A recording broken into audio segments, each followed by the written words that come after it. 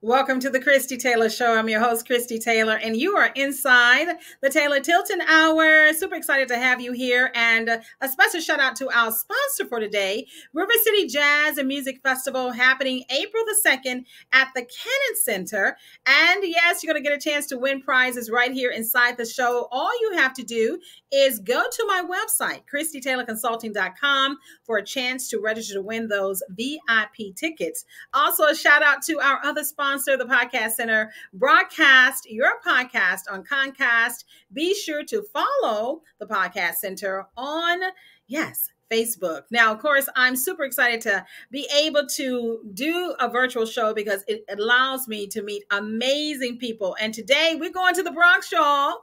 Yes, indeed. We're talking Ryan Lane, who began his professional music career as a member of the Harlem Boys Choir. He signed to Illtown Sluggaz label, which is owned by Kaygee and Vin Rock of Naughty by Nature. Now, as part of the Harlem Boys Choir, Ryan Lane was able to develop his musical talent, and he had the opportunity to travel the world, sharing the stage with the likes of Stevie Wonder, Michael Bolton, and the Backstreet Boys. Now, in 2007, Ryan Lane joined Project 718, an R&B quartet. Now, Project 718 went on to sign their first record deal with Capitol Records. 5 years later, Ryan Lane decided it was time to take his career into his hands and blaze his own trail as a solo artist. Now, over the past few years, Ryan has been building a solid fan base, with many comparing his singing and songwriting ability to NeYo. Now, in 2020, he kept his creativity alive during the pandemic. Ryan released his single Forever, which is an amazing music video that he shot in NYC. And he even connected his music to the social justice movement by recently performing on the Black Lives Matter Mural in Harlem. So I want you to help me welcome Ryan Lane to the Christie Taylor Show. You've done so much. I was like, whoa, let me see if I can. Now, first of all. Yeah.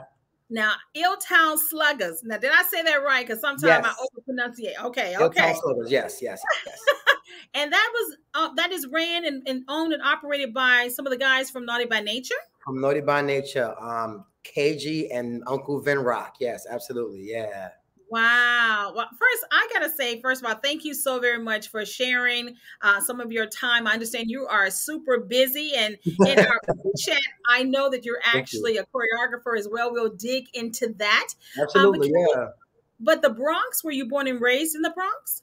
Born and raised in the Bronx, yes. And I live in Harlem now, but born and raised in the Bronx, yeah. And it's where I started my journey in these actual types of programs. So I'm just happy to be a part, inspire the kids how I was inspired, and just spread my gift. Yeah. Well, of course, that means being part of the Boys Choir of Harlem, or some people know as the Harlem Choir of Boys. I think that some people kind of say it different ways, but the Boys Choir of Harlem.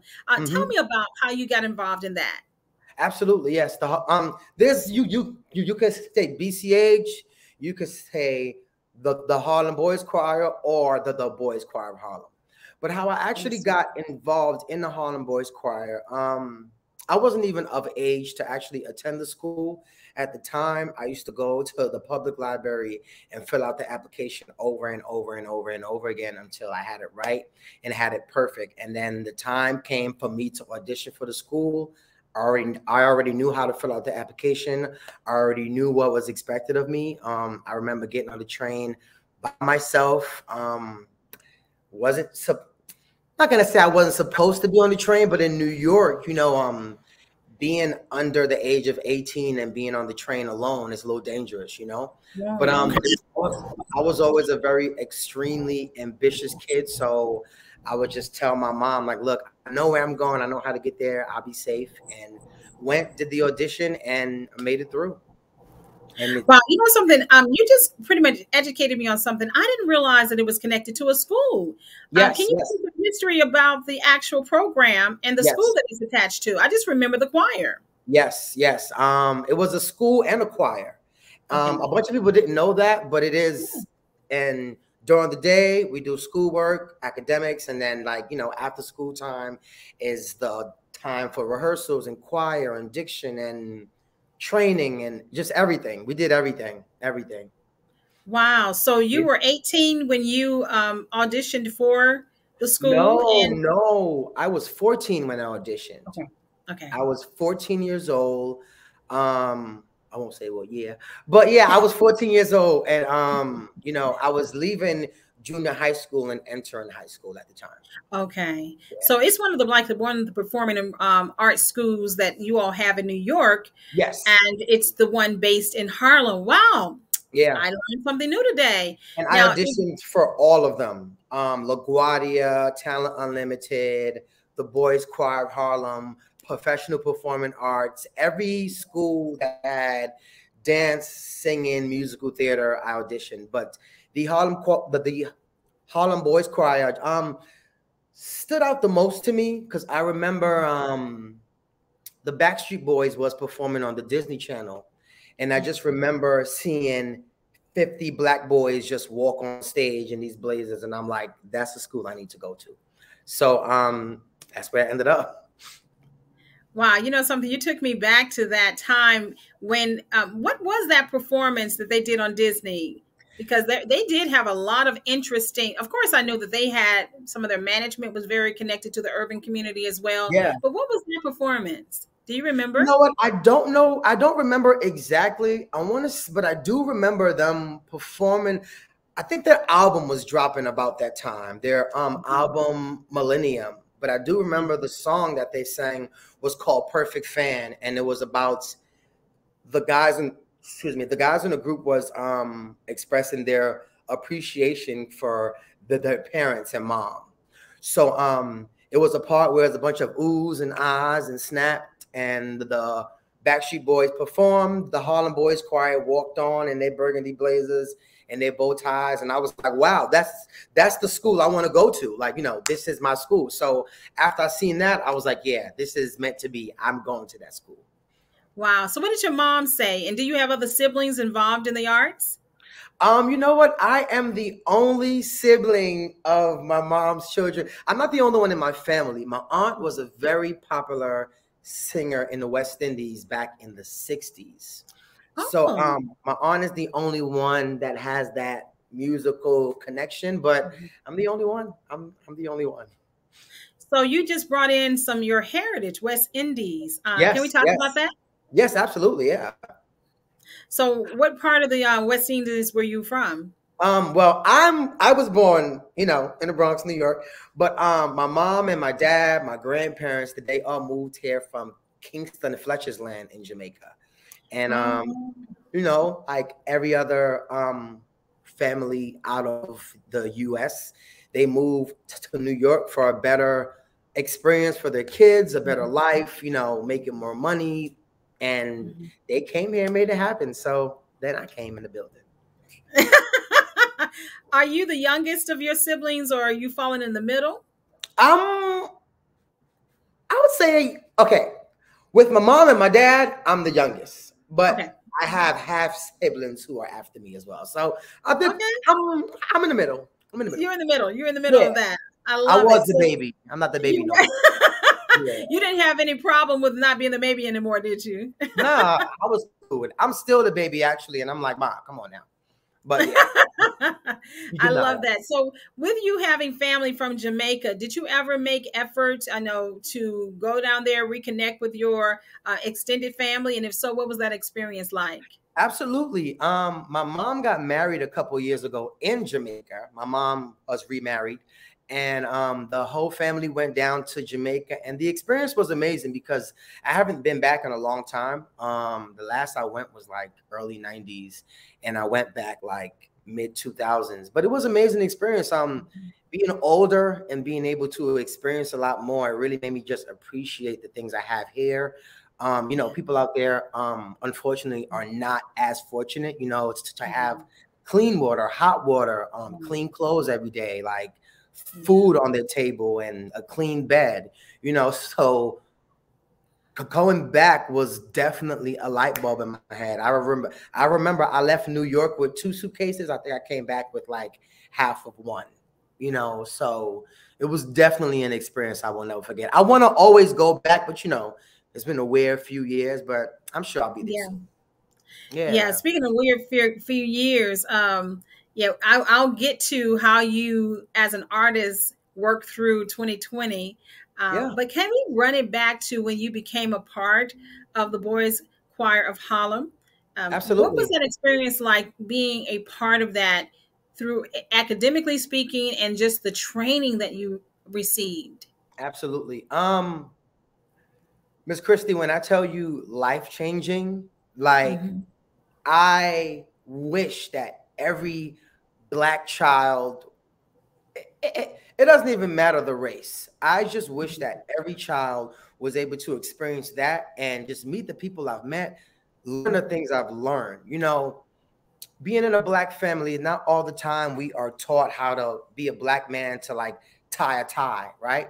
I didn't learn that in my household, but I learned that in the Harlem Boys Choir. I learned discipline.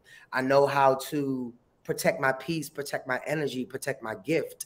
I learned how to use utensils around a table because we had to be trained to eat a dinner at the White House. So, you know, a bunch of people don't really know how to use a dinner knife, a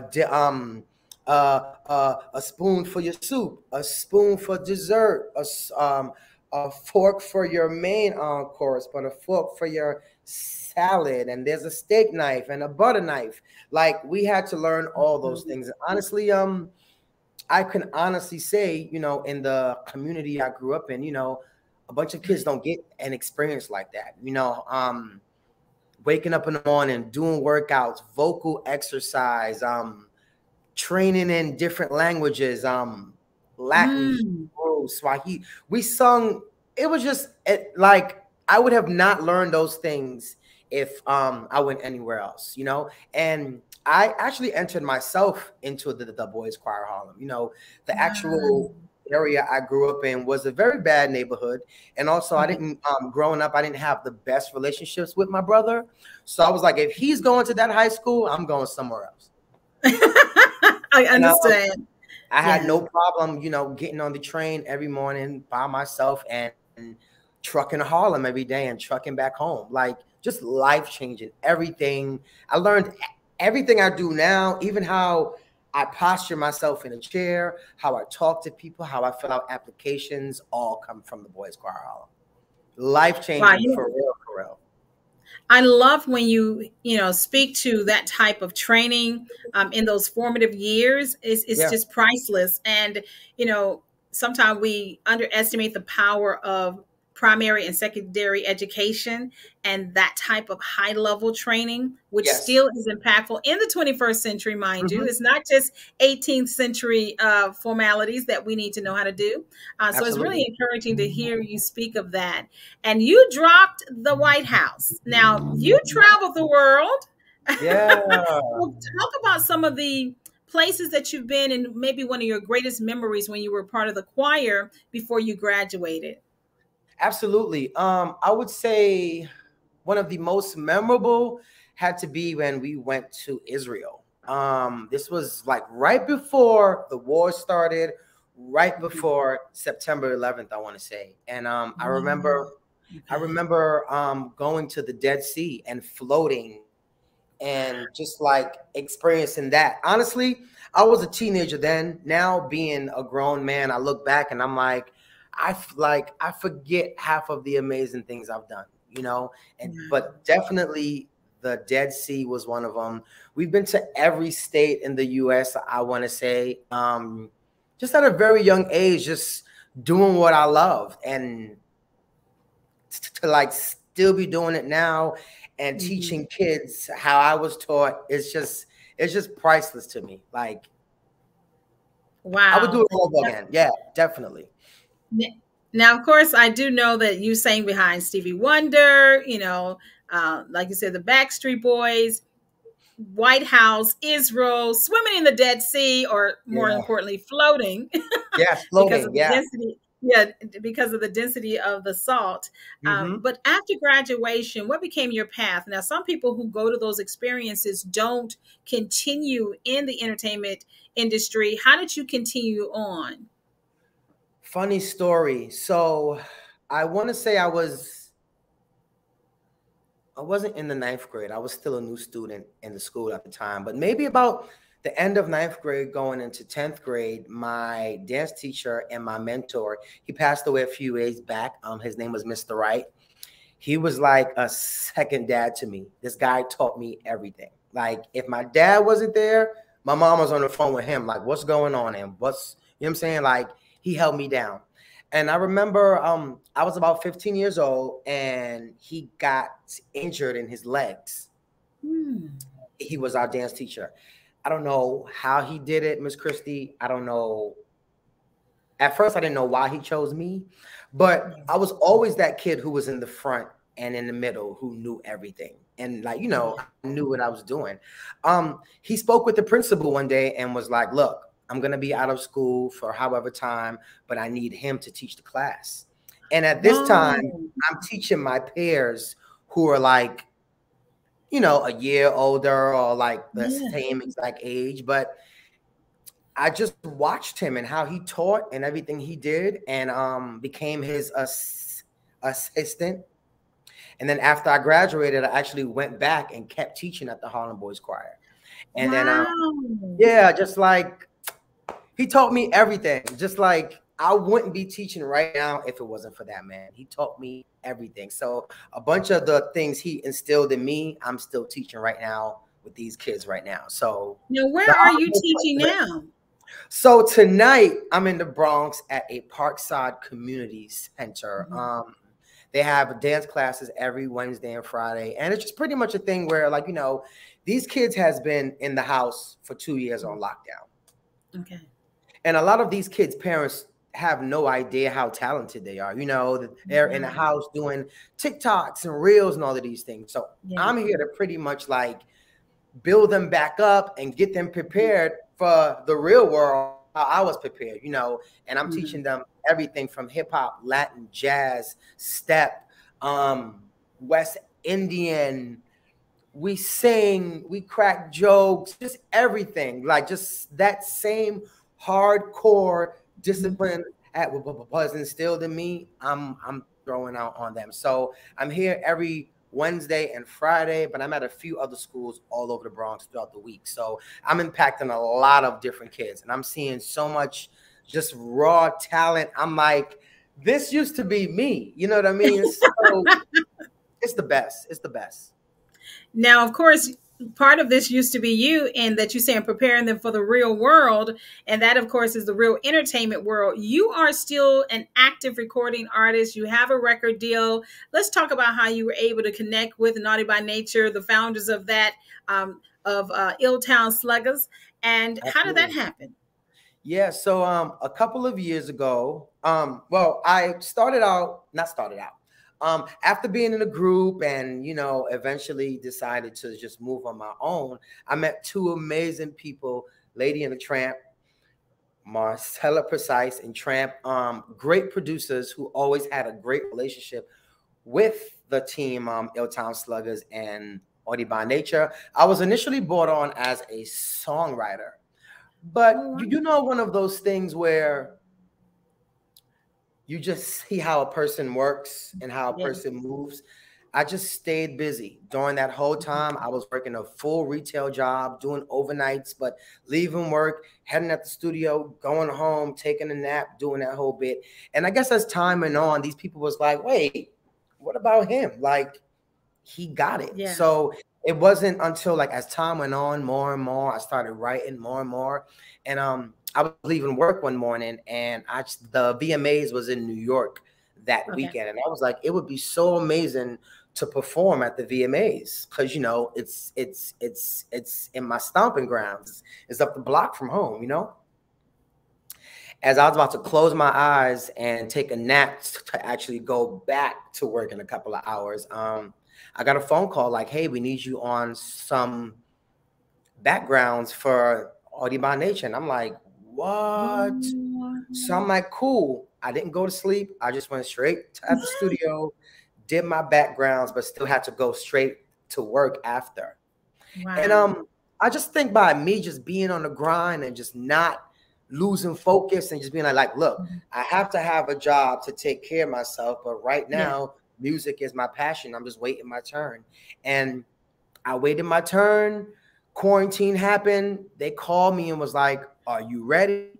Honestly, Miss Christie, I wasn't ready. Like everybody else, I was in the house trying to figure out what was going on. You know, our world was going down. Thousands of people were dying every day. But I just stayed creative and I just stayed hungry. And I just knew that anytime my phone rang, I got to be ready. I wasn't ready. I was eating Uber Eats in quarantine every day. But I got that call.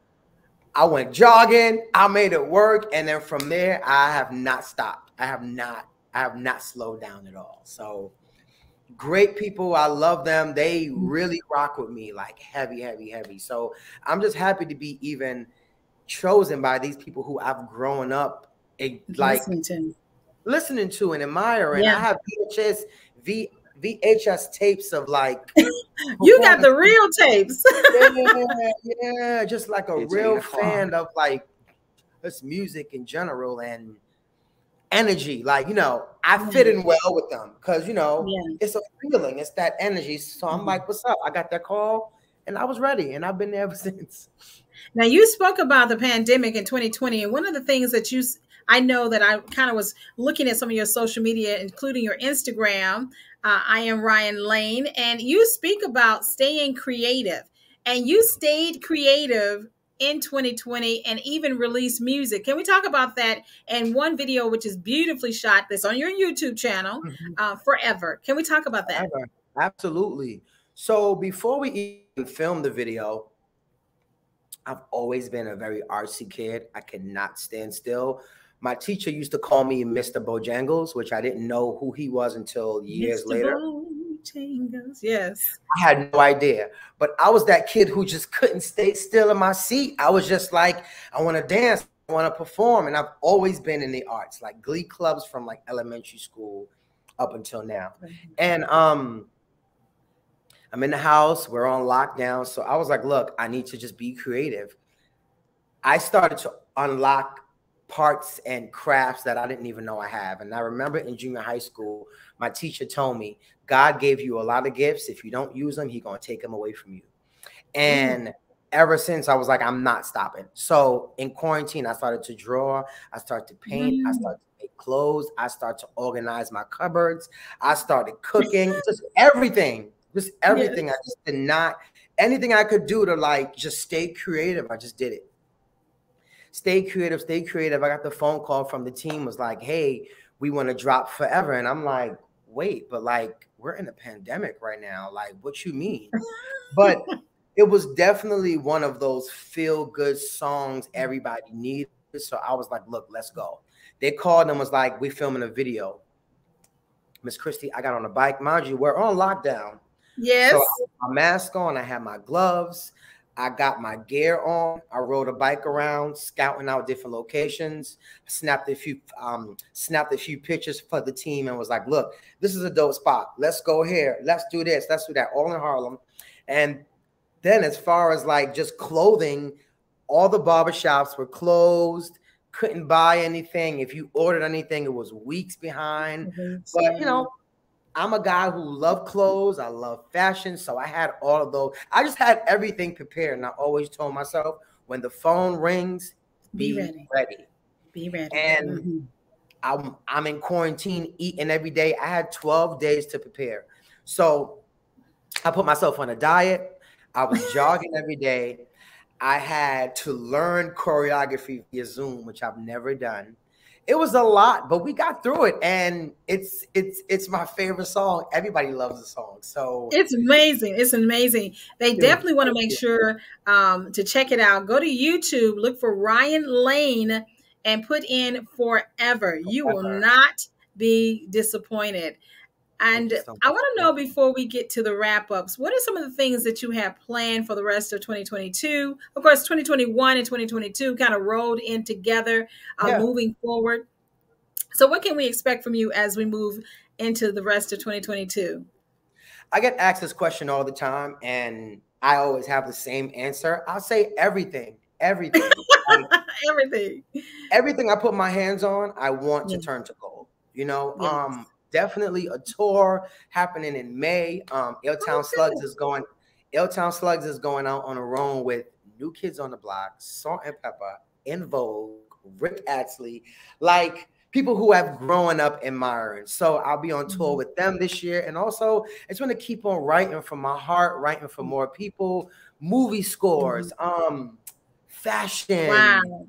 Teaching these kids, just bringing these stars out, you know. And every day I have goosebumps right now. I leave work every day just feeling so fulfilled because these kids need people like us, you know, people like me who's teaching and encouraging them. And I just want to keep just doing what I do, you know. Like for a long time, I knew what my purpose was, but it wasn't until recently, like, the confirmation has just been falling in my lap every day, like, you're where you're supposed to be. So I just want to keep on doing everything I've been doing and just growing, reopening the Harlem Boys Choir. I would love to do that. Have my own choir. I want to do everything. Thank you, Ryan Lane, an amazing artist. Check him out on his Instagram. Check out his latest single, Forever. That's on YouTube. Oh, wait. It's a couple singles. It is Forever, and we got Down, and we got I Wanna, and we got On You Still, and we got Better. I have a lot of music out there, but coming up very soon, myself and Uncle Vinny and Illtown Sluggaz, we are releasing a new song called Fiesta that will also be out very soon, and we will be performing it on the mixtape tour too this summer. So look out for that. It's so many amazing things coming. I'm trying to do a really big dance class with all the schools I work at and do a big Mr. Cool class and just bring all the kids in, bring more kids, bring the parents, and really let them be able to see, like, yo, you have a special child. How are we going to do this? You know, because a lot of these parents have no idea how special their kids are. And, you know, look, a few people do, like, okay, he's been dancing, but there's a lot more. So I want to build up that confidence in them and then push them out into the world. And who knows, they might be performing on the Black Lives Matter mural like you did in Harlem. You know what I'm saying? Absolutely. That was a very nice music video as well. So thank you so much. Really, it was amazing. Yeah, it was Ryan, really I'm just thinking about, I'm really appreciating your gift and your commitment to the next generation, and as well as maintaining your own artistry. That is so important to have a positive role models in the industry. So I just want to salute you. I really do. Thank you. I appreciate that a lot. Thank you so much. Yeah. It's a lot of people who don't always see the importance of that. And I'm glad that you see the importance and that you're executing it very, very well. And to the point that the young people are like, come on back. They love me. They love me. They love Mr. Cool, and I love them right back. So I definitely will. Absolutely. Well, I'm grateful for that. Anytime you want to come back to the Christie Taylor Show, I am here for you. Thank you so much. Thank you so much. Thank you. We've been talking to Ryan Lane on the Christie Taylor Show.